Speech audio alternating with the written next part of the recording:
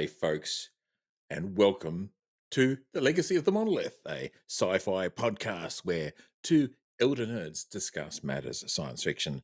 I am Stigin, and with me is my brother, Ramnexus. How are you, Ramnexus? I'm very good, Stig, and how are you? I'm very good. I'm glad we got the technology sorted out tonight. Yeah, We're trialing a new method of recording our podcast, audio and video tonight. So and it fingers works. crossed, it all works. Yeah, But so far so good. yeah. Um, yeah. As I mentioned just prior to pressing record, it kind of helps that one of us, i.e., you, actually read the documents and did some pre-reading. RTFM. Yeah, Or apparently it makes a difference. in my case, watched a bunch of YouTube videos. Yeah, So 2025. What are you gonna do? yeah, well, no, we're using Video Ninja, Video.Ninja. And as is always the way, Remnexes, we don't really catch up much outside of doing podcasts. Oh, It's just, that's the course of having families and living in different cities and so forth. But so tell me, what have you been up to? What's been happening? I'm just thinking, wow, what have I been doing? I haven't really been doing that much that sci-fi podcast listeners would be interested in, except Yeah. I did buy a new lightsaber. Um, Oh, by the way, I bought a new lightsaber. Yes, I can't show us. You know you want to. I'll show you. I have in my hands a Force FX Elite lightsaber from Balin Skull. Yes, Balin Skull is a character introduced in Star Wars Ahsoka, Mm, and it's a very interesting character. He is. Um, the actor who plays him, Ray Stevenson, actually passed away after season one. that's very sad. Have you heard who they're replacing him with? They've recast the role. Oh, no, I haven't heard. Have you heard? Yes, it's a Rory McCann. He's well known as playing the Hound in Game of Thrones. That guy. Yes, So I can see it. He needed to be a large, powerful figure. with a certain gravitas. I Yeah. mean, I was available. I Yeah, you was. said, well, no, you have gravity due to mass, but he has gravitas. It's a Isn't that the different same thing. thing? Come on. Um, yeah, I can see that. I didn't know that. That's interesting to know, Yeah. because the character was a Jedi. Yes, a lapsed Jedi. Mm. Yeah. Listen, we can Yeah. talk more about him later because I want to talk a bit more about Ahsoka. That's a bit of kit that I bought. No, well done. Well done. Nice work. The interesting thing for those who don't know is that usually the bad guys in Star Wars have red lightsabers and the good Yes. guys have usually green or blue. This lightsaber is a deep orange. It was an intentional thing, apparently, Yes. to show that he is not Sith. He's not a bad guy. Well, he's He's not not Sith. pure Sith.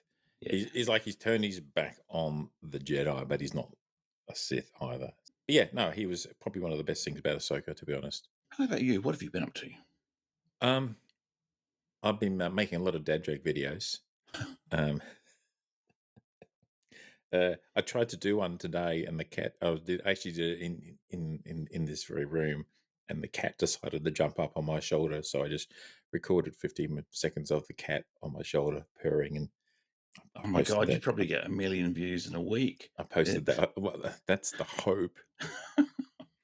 And then I did the actual proper dad joke video afterwards. After I kicked the cat out of the room, I didn't kick Um, her out. I wouldn't kick her out. Actually, I was reminded of a joke today because I went to a barbecue at lunch at a friend's Mm-hmm. place and they have two dogs who were Yep.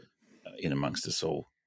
And it reminds me of that joke where after a barbecue, there's two guys sitting on banana chairs, and between them is one of their dogs who's, licking itself, as dogs do. One of the guys who's got a beer in his hand said, "Man, sometimes I wish I could do that." And the other guy says, "Well, you can. It's your dog." Today's joke, I still remember it. Was I went to the paint shop to get some thinner. Didn't work. I'm still a fat bastard. To get thinner. Nice, good. It's supposed Yes, to actually, that is good. look nothing like a bit of self-deprecating humor. What else have we been up to do? Well, we can. Well, last week I went to Sydney for a few days for the weekend, and I did something very, very nerdy. I paid a lot of money to watch a whole bunch of people play Dungeons and Dragons live on stage. Did you really? I Wow. did. I went to see Critical Role. Oh. They did shows in Sydney and Melbourne, Hmm. and they had like 9,000 people in Sydney. I think about 12,000 in Melbourne, over at Rod Laver Arena in Melbourne. And yeah, it was a lot of fun, And like here, really, I'm a grown man. I mean, we played Dungeons and Dragons like Yeah. decades ago. You Yes. know, I'm thinking the 1980s definitely. So we're coming up of, if not actually 40 years, it'd be pretty close to 40 years ago. Yes. And now it's at the point where people are touring shows and drawing tens of thousands of people to come and see them play Dungeons and Dragons on stage. And it was a lot of fun. It was very interesting because there were some noticeably different groups of people there. So you had people like me who were obviously solo flyers, because we went in and sat into the theatre. Well, no, I went by myself. I'm going to sit here and by myself and just make myself comfortable. And you can see as the individual solo flyers spotted around the room. Mm. And then you had people who were dressed up in cosplay as the various characters that they've played in their the D&D campaigns in the past. So that was a lot of fun. And then you had groups of like 5 or 6 middle-aged guys who were obviously D&D groups all hanging around together, and who Right. and a lot of these people, you get the sense they don't get out much. Right. They weren't like normal theatre goers or things like that. So they like the sort of people who probably wouldn't have gone to see Taylor Swift. No. Um, And you could tell but because, whenever the sun came out from behind the clouds, they'd like yeah, run for cover. yeah, I think look, I love a Venn diagram. So the Venn diagram of people who see Taylor Swift and the people who play Dungeons and Dragons, Yes. the intersection area would be quite small. Very small. So So we, started playing D&D in the 80s. I do vaguely remember having a discussion about, wouldn't it be great if one day in the future D&D was like a stadium sport? And it always yeah, reminds me of that Monty Python skit yeah, where this guy's writing a novel and there's the yeah, stadium and they've got commentators and so forth. I yeah. thought it'd be funny if D&D got like that, and kind of has now. It Yeah. kind of had, and it was. Yeah. Well, the beauty of D&D that I like, because not only have I played Dungeons and Dragons in the past, Mm. but I'm also an improv performer. So Yeah. there's a lot of improv in Dungeons and Dragons, and the things Mm. with people at Critical Role, they're all professional voiceover actors, so they're all actors. So they know how to perform as well as play the game. So that's what they bring. They bring to the storytelling aspect of the story. It's not just a bunch of nerds sitting rolling dice. Nothing wrong with that. That's freaking great. I love that. Mm. And then we have friends who are kind of like that, Mm. who the rules lawyers know everything, and that's great. Every campaign, every party, every group needs people like that. But Yep. it's about the storytelling for me. Mm. And and so what they did at the show, without giving away any spoilers, is like, well, they're just trying to wrap up some loose ends of a big recent campaign that they've just had. So and that was a lot of fun. So yeah, looking forward to actually seeing it on VOD at some point. It'll be on YouTube Oh, or they've recorded it. Okay, yeah, yeah, yeah, cool. yeah, yeah, Mm. yeah. What they actually did, they actually sold tickets in North America so people can go and see the show that I had just seen on stage, and people in America could go to a local cinema to watch it, and it was probably broadcast about 12 hours later. Oh my god, it wasn't even live. Yeah, yeah, yeah. So That reminds me, I must have been 5 years ago when before Cyberpunk 2077 came out. So yeah, that is 5 years ago. Um, I was on some Xbox email list, and I was able to get myself a ticket to this event, which was to go to a local cinema and watched live a feed, which was a couple of game announcements, and they had a big um, Cyberpunk 2077 reveal, and Keanu Reeves mm, was on stage, and it whoa. was quite a famous scene, almost a meme now, where someone in the audience yelled out, "You're breathtaking," and he did this really cool line back, "No, you're breathtaking," and I in a way saw that live, maybe a 2-second delay, but Yeah, yeah, yeah. we were watching that as it happened. And that's Keanu Reeves all over. He's such a cool guy.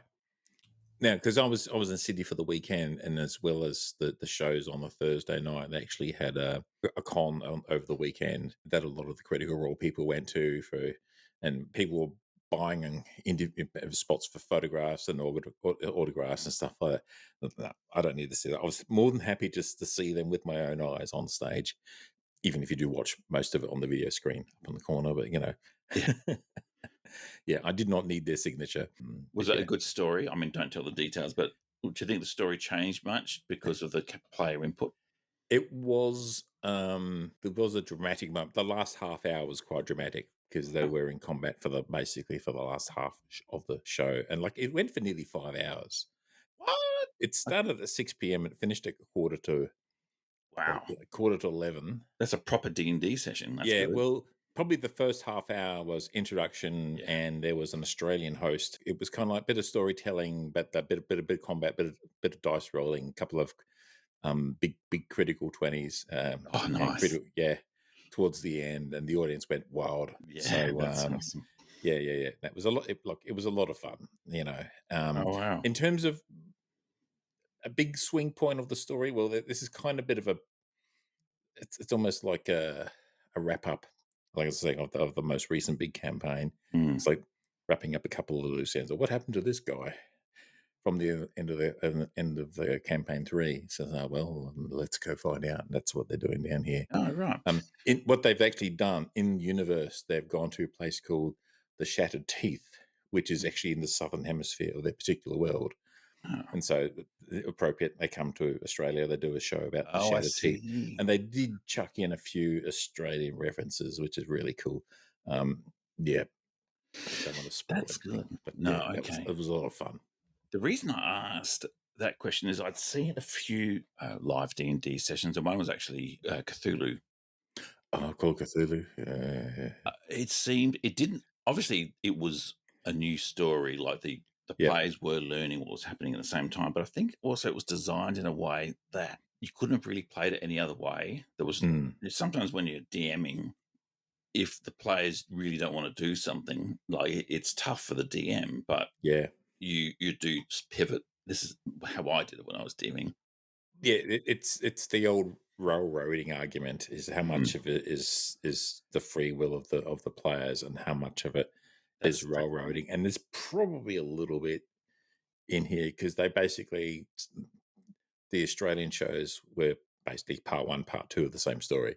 Mm, So mm. so I've got no idea what happened in Melbourne and what the outcome But was. you can find out eventually when it I goes. will find out eventually. Oh, that's So awesome. I look forward to that. I mean, I'll probably rewatch the show I went to again. Mm, That'll be fun. mm. I'm sure there'll be details I'll pick up that I didn't pick up on. Well, at the show. I mean, probably sitting in the most uncomfortable seats in the universe probably didn't help, but that's another story. So yeah, there probably was a little bit like, okay, we've got to do this, and we're heading towards this, and it's probably like, yeah, there's obvious things that you got to do, but in terms of if you're doing a broad campaign of 100 nights of D&D, Yeah. there is a lot of scope for Yeah. Over. Yes. characters go, I want to go over here and check out this part of the universe. Okay, let's go and do that sort of thing. Yeah. Okay. That's cool. Very cool. So I haven't yeah, seen much of Critical Role, but yeah, it's a lot to get into. it's, Considering most broadcast episodes average 4 hours. But yeah, it's a lot of fun. It's a lot of fun. So yeah, had that experience. I'm not sure I'd have to go to see him again, but yeah, it was a lot of fun, and I know a lot of people enjoyed it. So yeah, yeah. No, that's good. That's really cool. that was my little trip to Sydney. Actually, sounds like a cool thing to do. Just Well, it was a very nerdy thing to do. well. Yeah, Oh, very hard to explain to my partner what it is. Why are you going to Sydney? And I'm going to see this show. So you're paying good money to fly on a plane and stay in a hotel and buy a ticket to see grown adults roll dice on a it's stage. well, it's entertainment, isn't it? I guess. And you would have liked that. Yeah, Yes. but no, it's storytelling, and that's what it is. That's what it's all Mm. about. It's good storytelling. Perhaps now we need to talk about what have we been watching. Well, the first thing I've been doing, I don't know if you've done this. I went to the cinema and I went to watch Mission Impossible: The Final Reckoning. I did not go see that movie at the cinema. I lost track of the Mission Impossible movies. No joke. I sat down and watched the movie prior to this Hmm. on a streaming channel, Yep. and my wife walked past and said, "What are you doing? We watched that one." And I said, "No, I'm pretty sure I haven't seen this." And I got about halfway through it, then, "Oh wait, yeah, actually, I have seen this." But that's just an indication of either my attention span or Yeah. the fact that there's so much similarity between them. It's a bit like the Fast and Furious movies, you know. That Yeah. Again, I've lost track of them. I think I've seen up to 4 Fast and Furious. it just looked good on the big screen, though. I will say. I'm sure. I'm sure. Look, it looks spectacular in the trailer. I don't know if you've seen this. There's a show on Netflix called Delicious in Dungeon. It's a Japanese Ooh, anime, no. and it's for D&D players. Basically, the story is that there's a dungeon, just like a typical D&D dungeon, and it has Yep. levels, 1, 2, 3, 4. Each level has a different type of monster and different things going on. And it's almost like an industry. People are going down and then dying and getting resurrected and coming up, and there's a whole sort of village up the top.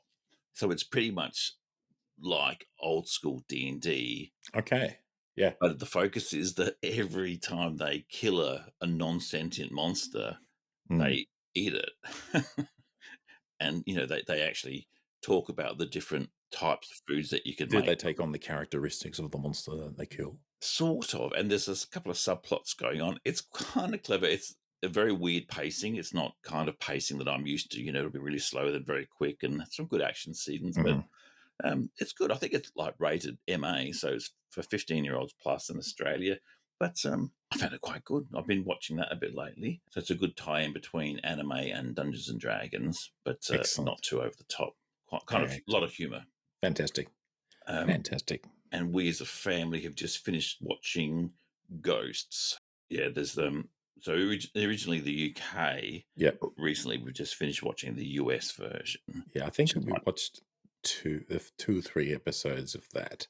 I think that was kind of enough for us, no, really. actually So, the US version, I gotta say, mm, kind of filled out a bit more. okay.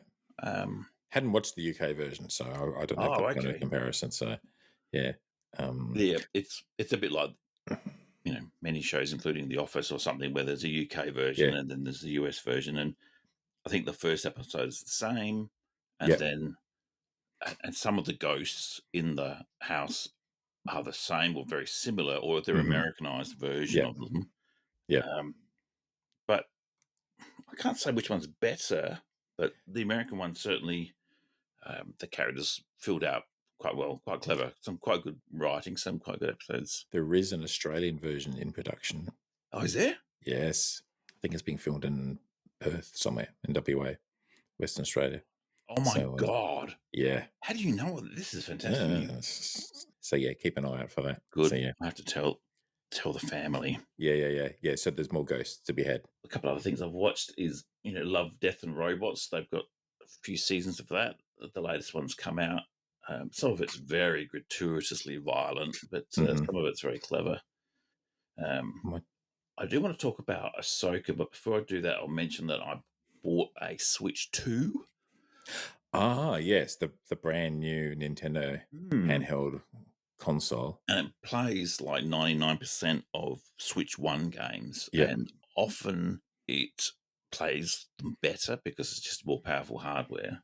Mhm. But there are some games that have specific Switch 2 patches, and so Okay. that actually increases their resolution and frame rate. Oh, And nicely. so I've been playing through the Zelda Breath of the Wilds, which came out 2017 actually, but it's a very good game. The new screen is quite large compared Yeah. to even the largest Switch One. Yeah. I got to say, if you're playing it in handheld mode, because I've got Mhm. big hands, Yep. it's actually quite sore. You need to get like a third party wraparound, so it actually feels more like a controller. Ah, okay. Yep. And it was hurting my hand after a while. The games look great. Yeah, Um, I have been thinking of like one of those Steam devices, or there's yeah, a few of those devices out there as a hand as a handheld gaming machine. So I have been thinking about that. Xbox just announced an Xbox ROG Ally. I did Uh, see that. Yeah. yeah, so it's going to somehow link Xbox and PC gaming into handheld. But yeah, I don't think I do enough handheld. I've got a nice, beautiful screen in front of me. I'm happy to just You don't continue. do enough handheld, is that what you're saying? Yeah, that was the end of the sentence. Yes. That was you hear the full stop? Full stop. Right, yes.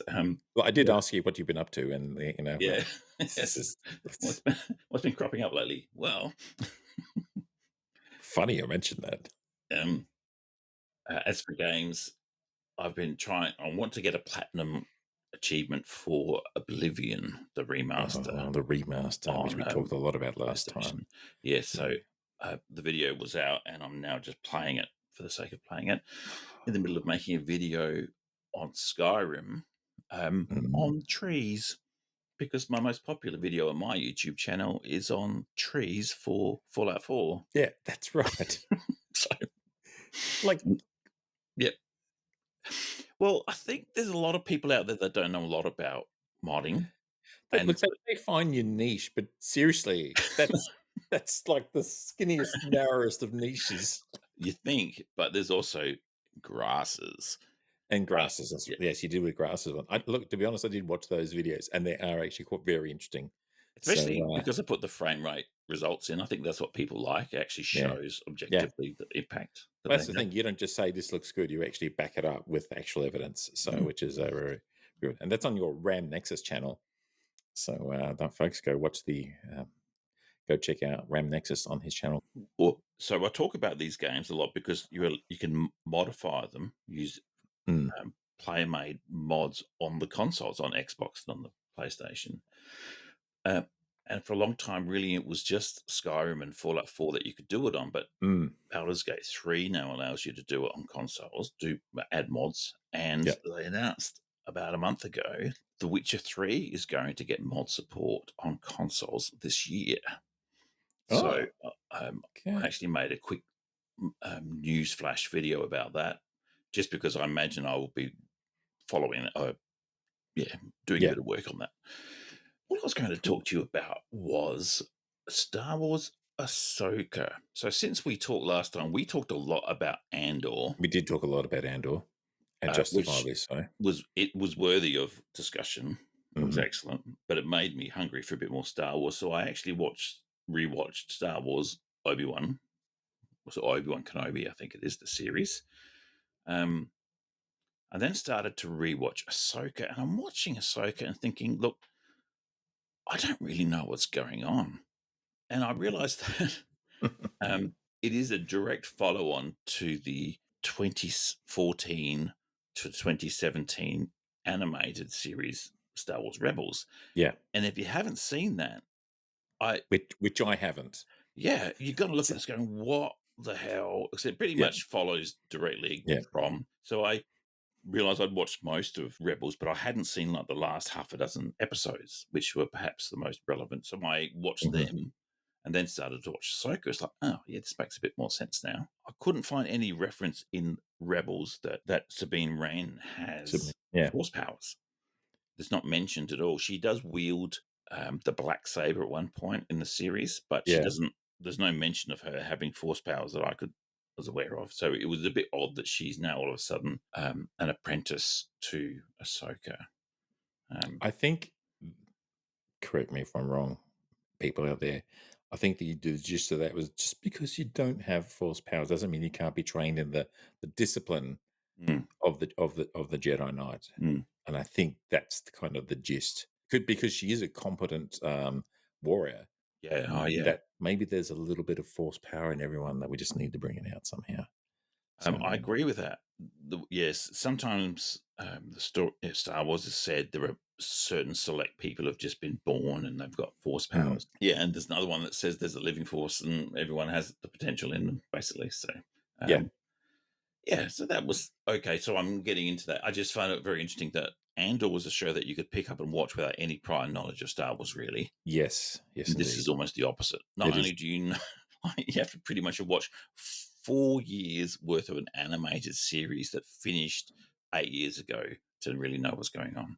But Yeah, I struggle with the Star Wars animated series. I've watched probably about 2 seasons. People tell me Rebels is good, so I've watched more of Rebels than Clone Wars, actually. there is a second season of Mm. Ahsoka, as we discussed earlier, Mm. coming. So um, the quality of writing in Ahsoka compared to the quality of writing from Andor, Yep. it's just stark contrast. Yep. I hope it's improved for the second season. So I hope so. because there are some scenes that just really quite grated Yeah, they just were on.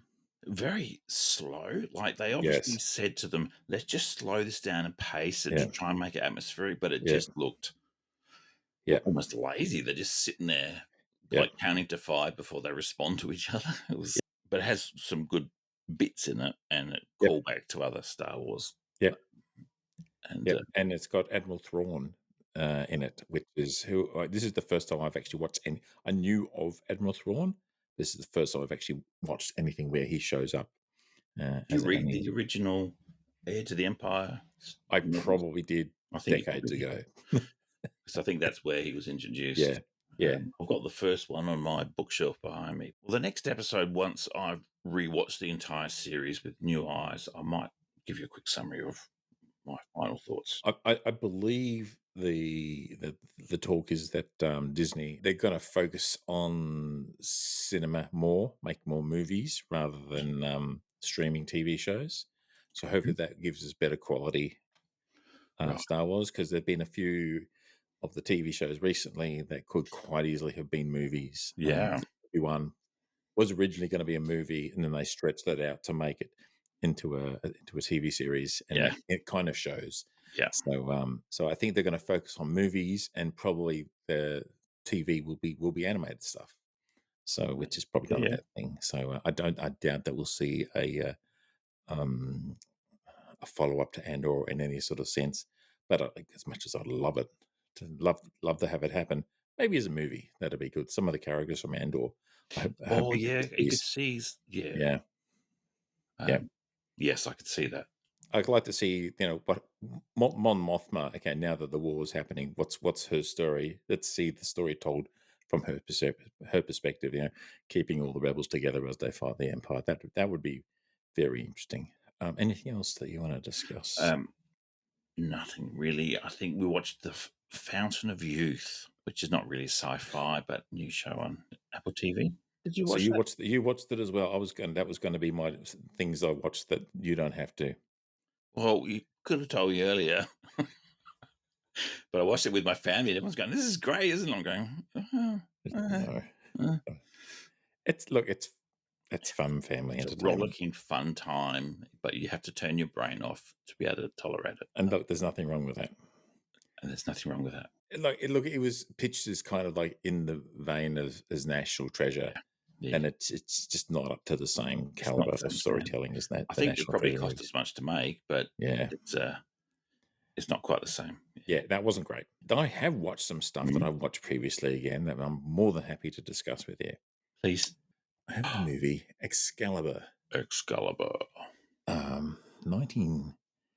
1980, 81, Yeah, production by John Borman. Still a damn good movie. yeah, Still really good. Patrick Stewart, pre Star Trek yeah. Next Generation days. Helen Mirren as Mhm. Morgana Le Fay. Um, very young, very, very, very attractive woman. Um, Liam Neeson. Liam Neeson, that's right, Liam Neeson's in it as well. Mhm. Looks really good. The music is great. Oh, So, okay. and considering it's like, you know, 40 odd years old now, yeah, still stands the test of time. Probably haven't watched it for like about 10, 15 years, but I knew I had it on DVD there still, and still look great on the big screen, upscaled. So yeah, Yeah, I think I watched it maybe a year ago. I think yeah, I don't think I have it on disc, and I tried to get it, and it wasn't easy to get. yeah. So I It's bought it on Apple. So I actually put have it on on my Apple. Apple account. With your Apple, can you actually download the video file and watch it separate offline? You can For watch that? it offline, but you still have to watch it through the Apple software, I think. Okay. Oh, look, we've had this discussion before. This is about about the value of having physical hardware, hard copies of this physical media of the shows and So TV programs that we really want to watch yeah, in the future. a good example is there's an app, and I don't think it's Australian only. It's called Just Watch, you put in the name of a movie and it will tell you which Mm. streaming services it's currently playing on. Okay. And I went to watch Zero Dark 30, which was like Yes. the dramatization of finding and taking out Osama bin Laden. It's not on any streaming services that I had access to, and I got access to most of them. It's like this wasn't a minor movie; it Yeah, was yeah. like a It was a big. big movie. I don't Yeah. have it on disc. I just couldn't watch it. Like there was nowhere. It was nowhere. Yeah. Yeah. Um, so I actually ended up watching 3 Days of the Condor, that 70s show, which I've got on Uh, DVD. yeah, It yeah. looked great, very 70s, but Yeah, yeah. yeah, really well made Le Carre story. Yeah. Yeah, if you really like a movie, get it on, Buy get a buy the buy physical. the disc. Yeah. Definitely buy the disc. So yeah, so Excalibur is great. Murderbot we talked about is on my list. I'm rewatching Sandman on Netflix. Oh, right. New Um, series about to come out. because series two is about to come out. It's been a while Mm. since we watched it.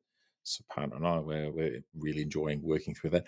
The thing I really love about that, it's to me, from my perspective, it's very different to any other genre of stuff because it is kind of like it's fantasy, but it's a different kind of fantasy, you know.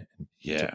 So yeah, talking heaven and hell and Yeah. Lord of the Dreams and so forth. So it's beautifully filmed and It does look did look fantastic. yeah, really really good to watch it again. So What I uh, mean, I read the comics. I still got them actually. yeah, And what I really liked about it, is Neil Gaiman pulled together all of these yeah, different mythologies and just said, yeah, they're all valid, they're all yeah, true, and yeah. for the people that follow them. We sat down and watched rewatched a lot of rewatching here.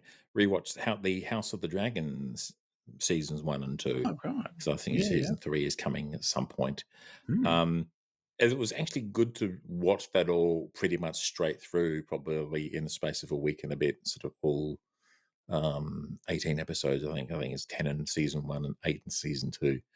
And it's just watching it all like that. It kind of flows on. You kind of remember all the detail, and particularly having watched it for a second time. I just confess I haven't watched it. I've seen the first 2 episodes, and it didn't stick with me. But you're thinking maybe if I was to binge them, I'd Uh, probably get more out of it. yeah, yeah, and if you're familiar with the Game of Thrones world, Mm. it's like it's like about 100 years before the events of Game of Mm. Thrones, so a lot of it sort of leads up to that. Um, the first bunch of episodes does a lot of time skipping, where it does it where it jumps from characters when they Teenagers. young teenagers to Mm. young adults to Mm. like in their 30s and so forth, and pushes on forward as so it's not it's yeah so that once if you can get over that, and particularly when they change from the younger actors, not to say that they're not good because they are, but to the older actors, and the story just becomes a bit more adult. So Right. Yes. Okay. that's probably not really a fair thing to say because there's some very adult things that happen in the early episodes. But anyway, Mm. they would like I found it much more enjoyable to watch Mm. again, like back to back to back to back. So Yeah. Okay. kind of as a rewatch, it works. I mean, like for example, we've talked about when as soon as Murderbot Mm. finishes this for season 1, we're just going to sit down on one afternoon and just watch them all back to back Yeah, that again. would be excellent, actually. So I look forward to that. A movie that I watched recently, for first time in a while, is Star Trek Beyond. And we did a Oh, Star Trek yeah. movie recently, Mm. on the podcast, and um, my partner had a thing. Oh, she says, I like the recent Star Trek movies. Can we watch one of them? So I got Star Trek Beyond. Let's put that one on. Good action adventure movie, not particularly hardcore science fictiony, Mm. but yeah, lots of good action sequences. Lots of fighting, physical fighting, and a bit of spaceship battle sort of stuff. So it's great. It's fun.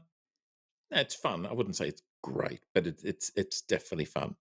So and so she likes the more. She doesn't really like the older Star Trekky stuff. Right. Um, but so she saw the promo for season 3 of Strange New Worlds and said, "Oh, Ah, that right. looks good. Yeah. I watched that. Well, season 1 and 2 are out, so we're working our way through them. Yeah. So my wife and I have actually been watching Strange New Yes, Worlds season 1 and 2, yes, and yeah, I yeah, enjoy it. yeah. So we're working our way through that. She hasn't seen season Strange New Worlds, and I'm more than happy to watch them again. So we're working our way through that. So that's been really, really good. And I remembered at the last minute one movie that I do need to mention and highly, highly recommend people watch He's pumping his fist in there, people. is I'm pumping my fist. It's not the finger of admonition. It's pumping. It's the Yes. fist of excitement. Oh, that's weird. Is Predator Killer of Killers?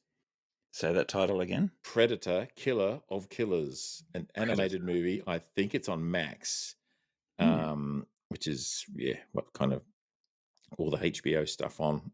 So it's an anime movie, but it's about the Predator universe, Mm. and it's pretty darn good, actually. Right. So it's basically the genre is predators come to Earth to prove themselves by fighting against great warriors, against great fighters, and the ones who the humans have managed to defeat a predator are kind of taken away and put in this kind of like Battleverse sort of thing, battle world Oh, type thing, and they sort of So interesting. it's well done. So one of the warriors is from feudal Japan, and one is a guy from World War II in Mhm. flying a fighter plane, and the Huh. other one was from a Viking times sort of thing. Ah, So, and they all excellent. worth watching if you Right. like the Predator universe. I do like the Predator, so Yeah, yes, I've I written can down the recommend that. title, so I'm going to have a look for that. That'd Yeah, be good. Predator Killer. It's only fairly new, so Is yes. it super gory or?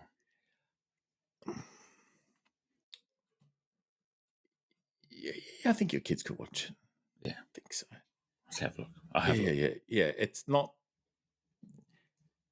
Yes, it's gory, but it's animated. It's like it's kind of like anime. It's Yeah, anime gory. You know, if that makes cool. sense. So, Right, that's good. I like that. so Oh. yeah, so that's been a lot to talk about, actually. Wow.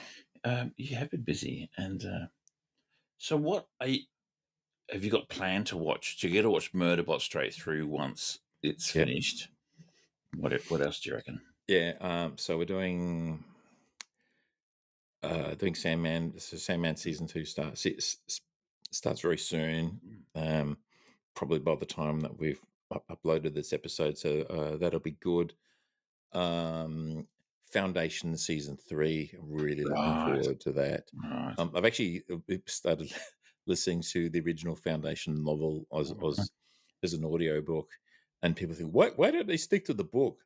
Because Yeah. if they stuck to the book, it would be boring. It's really just a series of conversations Okay. between men, and they're all smoking because this is the 1950s, and Asimov loved smoking and cigars. So they're all smoking, and there's a lot of tobacco and cigarette Yeah, and cigar it's references, amazing. and it's like, and it's all just a sequence of conversations from different timelines about what's going on. Huh, Okay, so it's like it's not very action heavy, so right. Okay, that's so you can see they had to make some changes to the TV series, but yeah, no, so it's it very is good. Like, interesting. I watched, as I said, 3 days of the Condor, yeah, which is 75, 74, mm, set in New York and the bit in Washington DC. But yeah, every second person smoking basically yeah, at their desk at work. yeah, yeah. It's so unusual for us. Yeah, yeah. It's just like, well, I remember reading it probably 20 years ago, thinking, "What? Why is everyone smoking?" Mm. But back in those days, that was just what people did. That was normal. Mm. You know, I mean, sci-fi reflects the times that it was written or performed in. Yep, So as much as it looks forward to the future. So yeah. Um, excellent. so yeah, So, they're probably the things I'm looking forward to. mm, And I'm sure there's a movie. Oh, there's a movie called Superman oh, coming out soon. so he's a soup expert. He's a man, but Yes. he's better than everyone. He's Oh, kind of right. like above everyone. So he's not sub He's not a man. supra man. He's not supra man, Right. or he's not supre man. He doesn't shop there. He's superb, man. Not superb, man. Super. Yes. Yeah, Yes. like, That would be good. Yeah. When is that coming out? Do you remember? very soon, like within a couple of weeks, I think. It's Sweet. in July, I Yep. believe. Yeah, so very soon. All right. So I am definitely looking forward to seeing that one at the cinema. Me too. That would be excellent. Definitely. Should we have a break? We can have a break. We can have a timeout. We can have a Kit Kat. We can come back and we will continue this discussion. Well, we'll continue discussing things, but we'll move the subject on to our movie of the week, which, well, you've probably seen the title, so you probably know what it is by now. We're gonna talk about Moon by Duncan Jones. Yes. Excellent. Bring it on. Bring it on. Okay. Okay. We shall be back in a moment.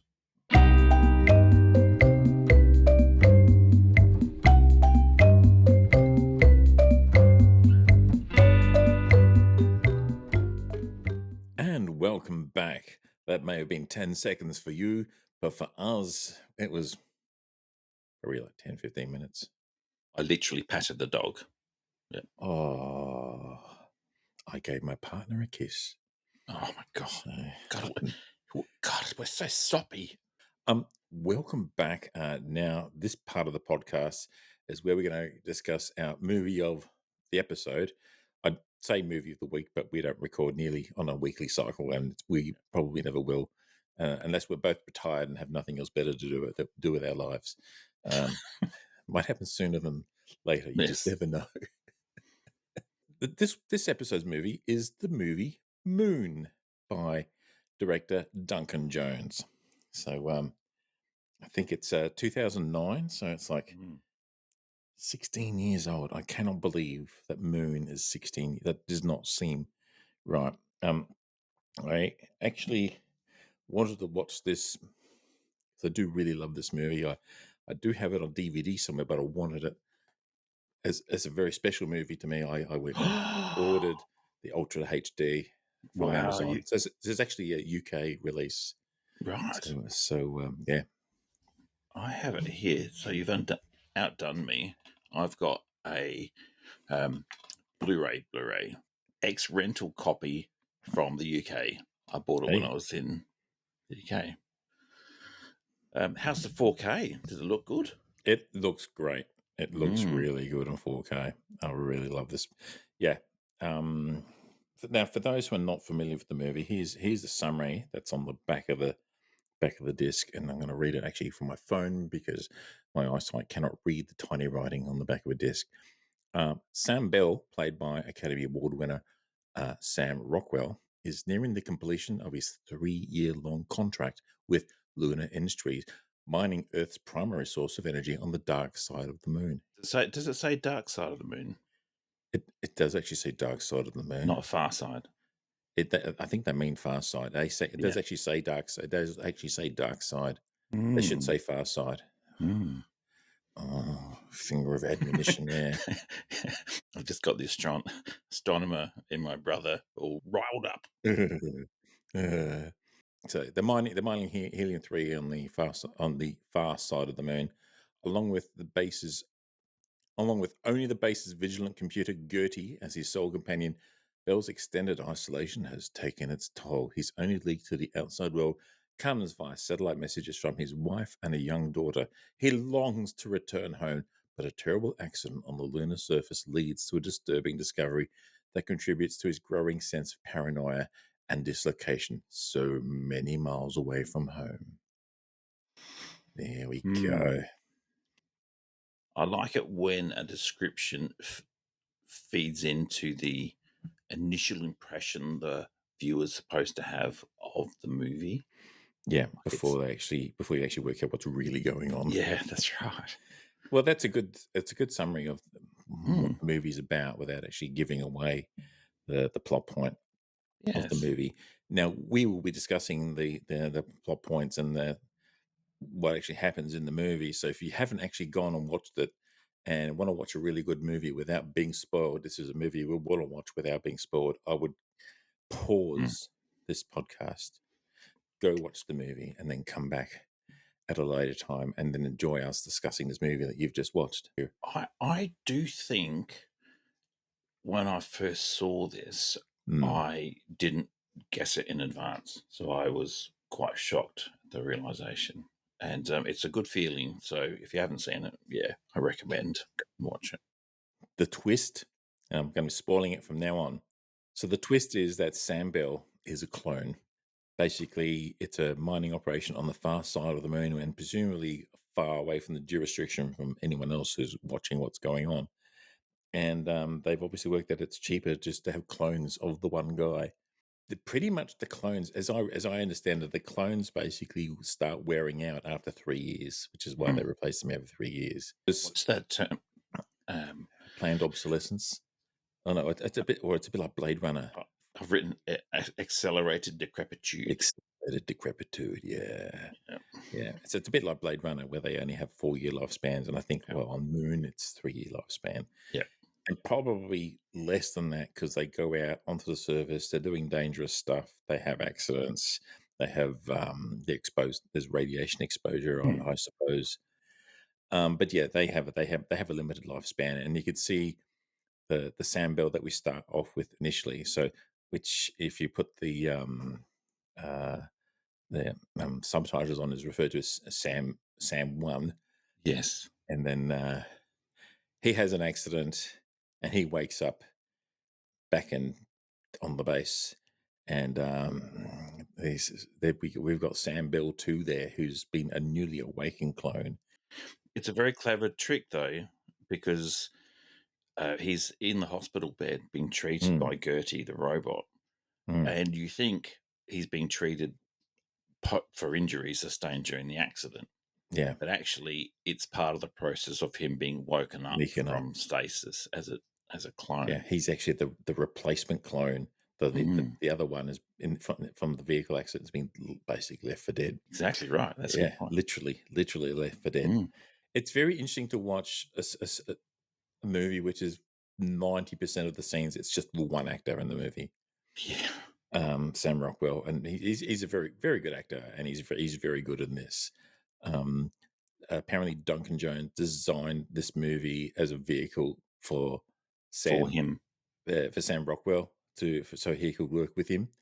Um, if, I don't know if you got to watch any of the extras There was a on single the 60-minute making of, which I did watch.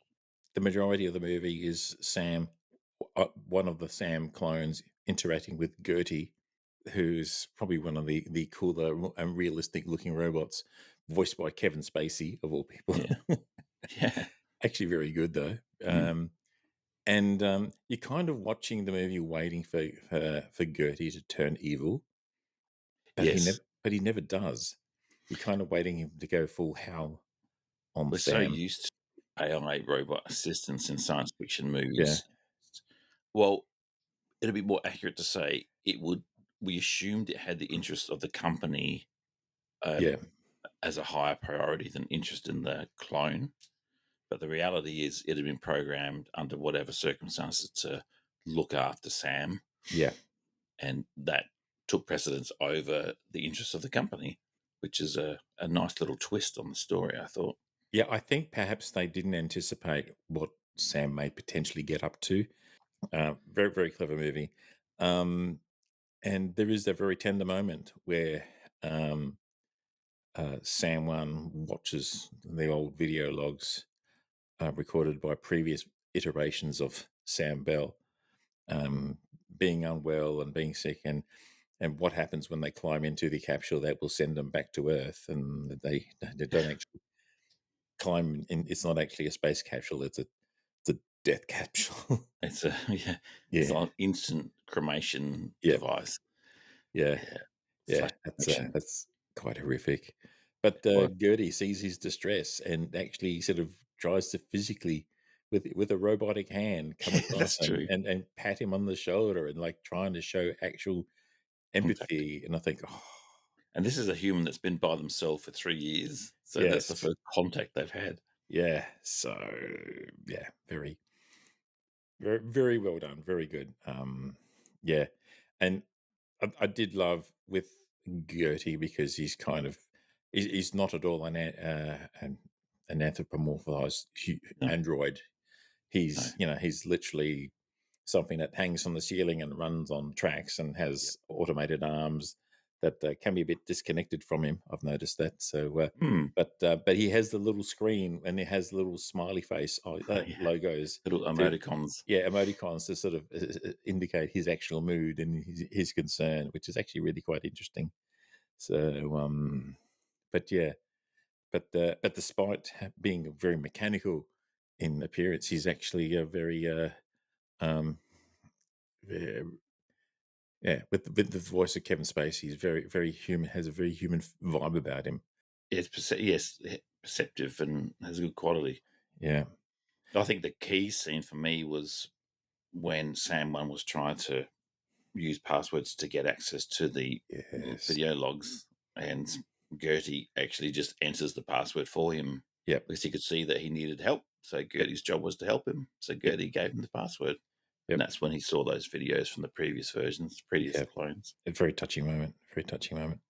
One of the things I did love about the movie, which definitely helped maintain the emotional tone, was the soundtrack. Mm. Music by a guy of the name of Clint Mansell. Really good. Like I've gone back and listened to the soundtrack previously. Really, really worth listening to on Mm. Spotify. A lot of practical effects used. Mm-hmm. So the vehicles traversing the surface of the moon are basically practical models for the most part, not CGI. Obviously, there's some they did there's some light use of CGI, but yeah, some really good, cool looking practical models. It really kind of had kind of like Thunderbirds vibes, almost Space Mm. 1999 vibes. So using that sort of technology, but it looked really good. It reminded me a little bit of Alien. Yes, Just yes, very mechanical. That yeah, in the 16-minute making of that I saw, yep, Duncan Jones referred to Sid Mead, the designer for Blade Runner, and said mm, everything was designed to have a purpose. They didn't make these bumps or anything on the walls just for the fun of it. Everything was there for a reason. He wasn't saying everything actually worked, yep, but if there was, if something was designed a certain way, it was given a reason why it was designed that way, and it's yep, like a future realism kind of look to it, which is very much like Aliens. I thought yep. Alien. Yeah, it did look credible. Mm, It didn't look like, oh, that's too weird. And you could see that it had been lived in for a while because some parts of the base was actually really quite dirty and grotty. mm. So yeah, that was definitely quite visible. Now, which again harkens back to the kind of the alien design philosophy. So well, yeah, which is Mm. like, you think about it, that's a movie that was filmed like 30 years before. Yeah, Wow. yeah, And Moon is 15 years old, 16 years old. Oh, goodness me. We are indeed veteran Eldon herds. yes. I was going to make the observation. One thing I noticed watching it this time, there's obvious differences between Sam and 1, 2. Mm, And Sam 1, he's obviously decaying before us, like he's nearing the end of his life, 3-year yep, life.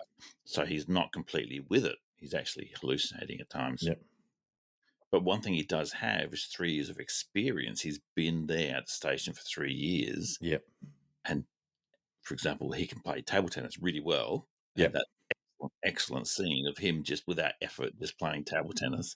And it's just, and the other guy who hadn't played table tennis didn't have the muscle memory for it. yeah, He hadn't. But the one advantage of Stan too, because he was fresh, yep, he had problem solving skills. But he yep, was saying, there's got to be another room somewhere. Like he was trying to work it yep, out. yep, So there was a balance between knowledge of the world yep, versus problem solving skills.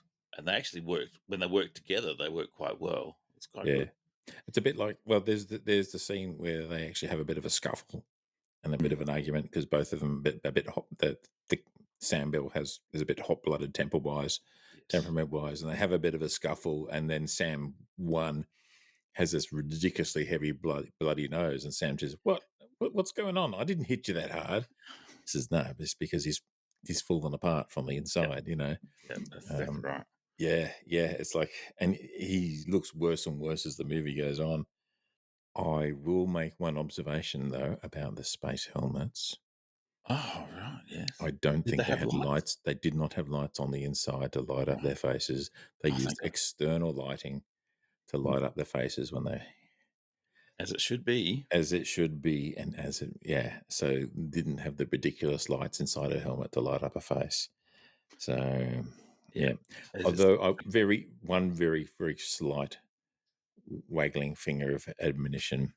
The location of the base where they're from was obviously close to the oh, lunar North Pole, yeah. um, and The angle of the sun was it's really close to impressive. there. The angle of the sun was very very low, Yeah. but you could still see the stars in the sky, which is Oh, not what that's a good point. normally happen because the sun's very bright and lights up the surface, reflecting For in new this. listeners, Yeah. they should know that we analysed Ad Astra, and this was a point that you brought up then, wasn't Yes. it? Yes. But the rule of cool applies. I Mm. think you see. I'm more than happy to forgive them for that. One thing I thought was Yeah. really impressive was the interactions between the two Sams. Mm, Sometimes it was probably a body double, certainly when they were scuffling. But there was one scene, probably about three quarters through the movie, and the Sam 2 was saying to Sam 1, he could tell that Sam 1 was really sick. He said, What's wrong with you, man? Come on, mm, put your hat on. And he actually grabs his hat out of Sam 1's hand and puts it on his head. yeah, And it was faultless. I couldn't. It that's to very me, well it just done. looked, it Yeah, was just incredible. Obviously, there was CG going on, but yeah, it was really impressive. good CGI is invisible CGI, and I couldn't pick it. I had some thoughts on the idea of the original Sam from which the clones came from. He also, I'm assuming, must have been up there, like actually done the job, because that's the whole thing was staged. He must have been up there doing the job, Mm, and he had no direct comms, because otherwise, how else would they have got those videos about it from his wife, just sending a message instead of calling directly? But I guess my point is that companies send him up there, yeah, and even though he's not a clone, he's a vanilla human. They also cut off the comms for him for 3 years or for yeah. however long in order to Oh, obtain those videos. But if you think about it, like it's almost like, again, that's using the uploading memory to your brain yeah, trope, which always makes me. yeah. Um, It. Gertie did say to Sam that memories of his wife were in memory implants. He does yeah, actually say that. yeah. So Yeah, but that's yeah. Now, the interesting thing is the Sams that we see in the movies, we actually see Sam 5, 6, and 7. So, right, yeah, yeah, confirmed by Duncan Jones in one of the little docos that I saw him being interviewed about. okay, So what we see, the original Sam 1, the one who's not doing very well, he's actually Sam 5. right, Probably not, and then the one that is awakened after the accident is Sam 6, and the one that they kind of decant at the end uh, and is just in the process of waking up is Sam 7. Um, and when Sam 6 puts himself into the little shuttlecraft that sort of sends the helium-3 back to Earth, so he could. So you actually at the end of the movie, you actually hear like news reports talking about mm. Sam being the sixth iteration of Oh, Sam do as they? well. Yes, Right. and yeah, reading the subtitles actually help with that. There's a So really good line from Gertie just before Sam 2 jumps into the helium 3 mm, capsule. He says, I hope life on Earth is everything you remember it to be. yes, This is very awesome yes, line. Like you're yes, because those memories are artificial, but they're still yes, his memories. yes, yes. I don't know if you saw it, but in the making of sort of 15-minute making of that I saw, they actually showed a map of the entire base, Mm, and they made that for real, yeah, and it was completely enclosed. yep. And they said it was an interesting filming because all the lights were the actual lights. So they Ah, weren't stage lights. The whole yeah, thing yeah, was yeah. sealed over from the roof down because you can Oh, see Gertie's tracks in the yes, ceiling. yes. And they said it became a problem because there's times they want to get a good angle, but there was a wall in the way. He Mm, said, and sometimes you can move the set, but this was a closed set. It was a sealed, and he said so. Occasionally they could like cut a hole so you could put a camera at a certain angle, mm. but often he said it was like filming on location. Like you can't Yeah, just knock down walls, yeah. even though they built the location. Oh, I that's thought very that was cool. very clever, That's very but it cool. made it more realistic. Yeah, Oh, fantastic, fantastic. I have a couple of niggles. Please. Now, I understand the moon's gravity is about 1/6 that of Earth. That is correct. That is not reflected at all in this movie. Yeah, you either go full hog and try and make everything 1/6 gravity, or Mhm. just ignore the principle, which is what they did. I And think it actually worked yeah, because whilst I was yeah. watching it, it didn't occur to me. But then afterwards, I thought they wouldn't be able to play table tennis like that. Uh, Actually, yeah, that would have been quite different. Yeah, the ball would have fallen differently. Yes. And when he was getting water out of the tap, that would have flowed yeah, actually, differently. just walking in the fight scene would have been completely different. There's some scenes in the series, The Expanse, where they're on the moon, and there's one point where a character's pouring whiskey out of a whiskey decanter, and it flows. It's obviously CGI, but it flows very slowly and Huh. settles very slowly Oh, inside a glass. It was actually very nicely done. that's really So, good. but yeah, just to remind you that the gravity is actually less on the moon. And this isn't. I've got to know. It's not really a criticism. It's just a note. But Mm, so at the start of the movie, Sam One's having hallucinations, and yeah. they seem to stop as soon as he's back on the base with Sam 2. And Mm, initially I thought, oh, that's inconsistent. But then I thought, no, actually, he now has a real person to talk yeah. to. So his Yes. brain's sort of recovered. It doesn't need Yes. to have the hallucinations anymore. Yes. So that Yes. was quite clever. You had another I did niggle? also wonder, this is me being total nerd, that so Sam 2 had driven out twice to the Broken Rover. Yes. So there'd be hit those tracks Mm. on the moon's surface. So if the repair people wanted to check out what was good, they'd actually see Ah, all that and yes. go, "What the hell's going on?" They would have seen the tracks. Yeah. It They was obviously didn't pick up on that though, because I guess you see what you expect to see, so they probably weren't expecting to see that. yeah. So, yeah, Did you yeah. like the design of the spacecraft that they came in on? Yeah, yeah. Pretty funky. It was Now, obviously something that doesn't ever land in an atmosphere. that's So, exactly what I thought. I thought this is yeah. a space to space Yep, spacecraft, isn't it? yep, Like it's, yep, I think it came from Jupiter or something. yeah. I thought, It kinda gave me Sulaco vibes a little bit, mm. again, alien-esque vibes, in terms of the design language. I think one of the other cool lines that stuck with me from the very first time I saw it, was when Sam One had been rescued and he was back on the hospital bed, Mm. and he whispers to Gertie, "Is there someone in the room with us?" Yes, Because he knows yes, he's been hallucinating, yes. but he all of a sudden can see someone with sunglasses on Mm. Yeah, who's not saying anything, but he's yeah. sort of, hovering around the corner, and he's thinking, "Is that dude just an hallucination?" I think he also says, "Gertie, who is that in the room?" And he says, "Sam Bell. Yeah, that's You true. need to have more. You need to have another drink." So basically, Gertie doesn't lie. He's not lying. He just does He not answered the question elaborate. truthfully.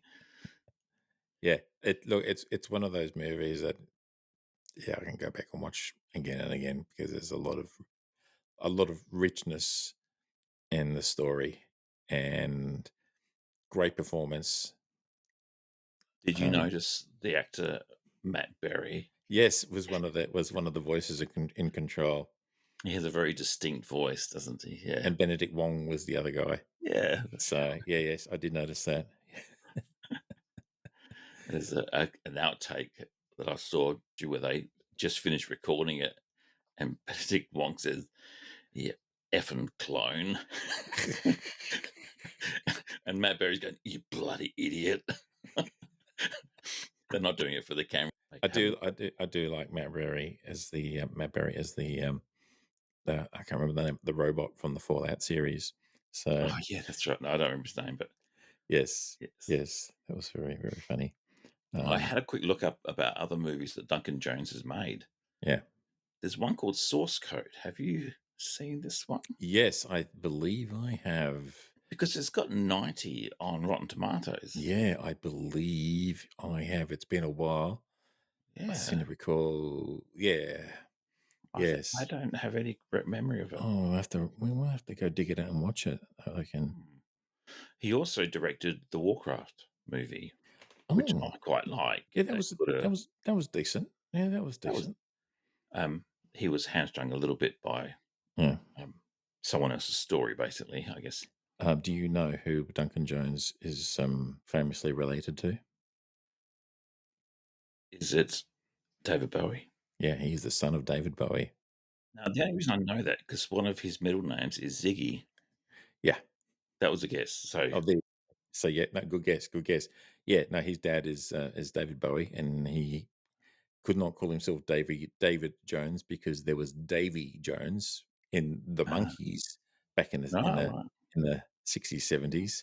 So whenever that was on, so he had to choose another name. The doco on the Ultra HD disc that I was watching was kind of like a 10-year retrospective. So Duncan Jones's original project was to make a movie called Mute, which he eventually did make and is on Netflix. And he wanted Sam Rockwell to be in that, but he needed money and budget for that. And he said, "Well, okay, I want Sam Rockwell. That's how I'll do this movie." And the budget, according to Wikipedia, is like was only $5 million, which is like very small. He wanted to make a movie called Mute, which he ended up making eventually. But while Right. he was waiting for the funding and everything to come through to make Mute, he wanted something for Sam Rockwell to work on. So that's why he came up with the story of Moon. So as a purely an excuse to work with Sam Rockwell. Okay. So Gotcha. and apparently in the movie Mute, and I haven't watched it, I need to go watch it. Apparently there was a sequence on TV in the background where you see Sam Rockwell as the clone after he's come back to Earth having some sort of congressional meeting, or and there's some sort of inquiry into the company. Interesting. So it is actually in universe tied together. Stig, you have a large brain. Please explain to me how helium-3 is important in the production of energy. Okay, so helium-3 is a rare isotope of helium. So normally, which basically consists of a molecule of three helium atoms. Normal helium is H2, helium-2, which is just two helium atoms bonded together in the molecule. The idea is that radiation from the sun hits the moon's surface, liberates helium that's in the soil, and the high energy particles smack the helium molecules together so that you get unstable helium-3. And apparently, you can use them in a fusion reaction, a fusion reactor to liberate a lot of energy. That's the theory, anyway. So that's why they were harvesting helium-3 to send back to Earth to put in fusion reactors. Now, they didn't need a lot of it. Yeah, it was interesting. Those combines, there's four of them, Yeah, and the cylinders that they're sending back aren't actually that large. There's a lot. no. But yeah, that's the rationale behind it. And because the movie starts with a sequence saying, "Remember the good bad old days when we had to worry about how much energy we were using?" Mm, It says, "Well, we don't have to worry about that anymore because we've got fusion supplied by helium-3 sent to us from the moon." And isn't that great? We don't have to worry about energy anymore. So this is like 2009. So this is before we've all gone nuts with solar and renewable energy and battery storage and all that sort of stuff. So we're excellent. Thank you for your big brain input. So I had some notes, and I think I've gone through them all now. I think I've gone through pretty much everything I want to say. Yeah. I think that was an excellent movie, and I was really like. It looks great. Yeah. It's a good story. I'd probably say that maybe the second time watching it, the story's a bit predictable, but it Mm. was so well made. I was compelled to still watch it. I still wanted Yep. to watch the whole thing Yeah. through. Yeah. The doco I watched, he talked about it. Says, well, they could have left the whole reveal that they're clones towards the end of the movie. But I thought, no, it was much more interesting to actually have that revelation fairly early on, like about a Yeah. third of the way through the movie. And Yes. then it's like, okay, so they're clones. So now how they're going to handle it? How they're going to manage Mm. it with each other? Now it's interesting because they kind of like both Sam seem to be basically in a state of denial. Like, oh, Yeah. okay, Initially, they obviously were. clones. They just didn't want to talk about it or face up to I mean, that would have been amazingly hard to act. Yeah. because the person you're acting opposite isn't actually there. Yeah. You know, Yeah. there's probably the first scene or the first couple of scenes when they're talking to each other and he's going to grab his Yeah. slippers and they're both feeling really awkward and Yeah. uncomfortable. Yeah, Yeah, that's a skill that there was one feature on the disc that I was watching, and where Sam 2 was trying to get the attention of Sam 1, and Sam 1 was playing music, and Sam 1 was playing "Stop it, stop it, stop it, stop it," yeah, yeah. and it's how they filmed it as two separate. So they filmed Sam 2's bit first, Right. and they recorded his dialogue, and then when Sam 1 came back to do his bit, he actually had an earpiece where he could hear the other Ah, Sam 2's dialogue, and they just like synchronized it back and forth, holy moly. as very Just cleverly done. genius. Yeah, yeah, yeah, It's very yeah, it's very clever. yeah, very very cleverly done. So Um, yeah, nah, great movie. I'm glad I've got it on disc so I can watch it forever. And yeah, I'm a bit jealous. 4K. Excellent. we haven't decided what we're going to watch next, have we? That is We'll have to have true. bit of think about that. For those who are new, we tend to watch, obviously science fiction movies. We've watched Ad Astra, Alien, or was that Alien, yes, the first one. we did Highlander, Highlander, different, which we had fair criticisms of. we had a lot of criticisms of. Um, Ad Astra. Yeah, look, I've got there's a list somewhere. I can't remember anymore. Oh, we watched one of the Star Trek movies. Star Trek. Not beyond. Into Darkness. Star Trek Into Star Darkness. Trek Into Darkness. So that Yes, we was watched Star Trek Into Darkness. So Just to give you a feel, a flavour for the kind of movies that we watch and what to talk about. But we don't know what we're going to watch next. Otherwise, we let you know in yeah, advance. I've got a list of movies that I'd like to go through, and I'll go through and pick one and suggest it to you, or we'll go through. Yeah, have a bit of. Give me a couple, and I'll toss for it. Look, whatever your decision making process requires, I make no judgment. Folks, thanks for paying attention to us this long. Uh, please recommend us if you have it, to your friends. If you're watching this on YouTube, please subscribe it and share it with friends. I think we have a bit of fun here, and we like to share the fun. So we don't take ourselves too terribly seriously, despite our highbrow criticisms that we might have of these movies that we really do deep down love and adore because they're DNA growing up. part of our DNA growing up. Yeah, that's a good way of putting it. Yeah, these are movies that formed us as adults. Yes, you can blame these movies for making us Cheers, the brother. men that we are. Another good session. Thank you, sibling. And until next. Oh, one thing I'll remember: our other brother, who's not in this podcast, he and I are going to go and watch Star Wars: A New Hope. We're going to have the Adelaide Symphony Orchestra playing playing the soundtrack to it. So Fantastic. that'll be fun. So I'll let you know how that goes. It's in it's in August I don't sometime. want to. I'm not going to. I'll just let you know that maybe 5 years ago, Yeah. my wife bought me tickets to the same show, Mm-hmm. and it was on a Friday, and I was where I was working within walking distance of where it was. Wow. And I was so tired. I was Friday. I thought, I'm not going to go. And I was just one ticket. It was Yeah. just for me. Yeah. But I got there, and there's a few people dressed up, but most people were Yep. were grown ups. It wasn't like a Comic-Con thing. Yep. Yep. And when I got there, I ended up swapping seats with someone so these two people could sit together. So I got a pretty good seat, Mm-hmm. and it was the best viewing of A New Hope of Star Wars I've ever seen. Fantastic. Because everyone was such a good mood. People Yep. openly laughing at Yep. C-3PO's jokes. Yep. It was genius. So I hope it's that good, and I'm sure it will be. It's going to be great. It's going to be at the Adelaide Entertainment Centre, I think. So we'll see how that'll be a big audience, I think. So Maybe we'll cut this out, and once you've seen it, you can tell us. yeah, we can talk about that. We'll talk about that. We can leave this out. It's down the track. Excellent. All right. Well, let's say goodbye. Let's First. say goodbye. So once again, so folks, thanks for being with us today. We've had a great time. I hope you've enjoyed listening to us, and we look forward to being back on your phone or computer screen, or in your earbuds, however you intake our output, sometime real soon. Sticking out. Ramnexus out.